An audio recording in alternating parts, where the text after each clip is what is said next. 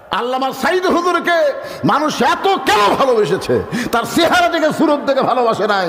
সে কোরআনের হক কথা বলেছে 50 বছর, তারপরেও বিনা অপরাধে তাকে জেলখানায় বন্দি করে রাখছে। জেলখানায় বন্দি করে রেখেও ফ্যাসিস্টদের মন ভরে নাই। তারপরে তাকে হাসপাতালে নিয়ে গিয়ে অন্যায়ভাবে হত্যা করা হয়েছে। জোরে কোন কথা, ঠিক কথা বলেন। কত বাধা, তারপরেও তারা জানাজায় লক্ষ লক্ষ মানুষ জায়গা দেওয়া যায়নি। এটা কিন্তু সাইদির কারণে হয়নি, এটা হয়েছে আল্লাহর কোরআনের আকর্ষণে। জোরে কোন ঠিক কিনা বলে। এখন আজকের আপনারা দেখেন তো এই কোরআনটা আসলে কেমন, কোরআন কেমন নেতা তৈরি করে।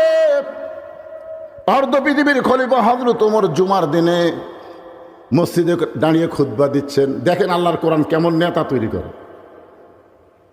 এমন সময় মাঝখান থেকে একজন মুসল্লি দাঁড়িয়ে বলতেছে, আমিরুল মুমিনিন, আপনার খুতবা আমরা শুনবো না। তোমর ফারুক বললেন, আমার অপরাধ কি? বলে, আপনার অপরাধ হলো আমাদেরকে খাটো পাঞ্জাবি দিয়া আপনি লম্বা জুব্বা পরে খুতবা দিচ্ছেন। আমাদেরকে আপনি খাটো দিবেন আর নিজে লম্বা জুব্বা পরবেন। যতক্ষণ পর্যন্ত লম্বা জুব্বার কাহিনী না বলবেন ততক্ষণ আপনার খুতবা আমরা শুনবো না। এ কথা শোনার পরে উমরের মুখ দিয়ে মুচকি মুচকি হাসি আসতেছে। হাসি আসার কারণ হলো আল্লাহর কোরআন দিয়ে যখন রাষ্ট্র চলবে, নেতা যদি ভুল করে সাধারণ মানুষ পর্যন্ত লোকমা দেওয়ার সাহস পাবে।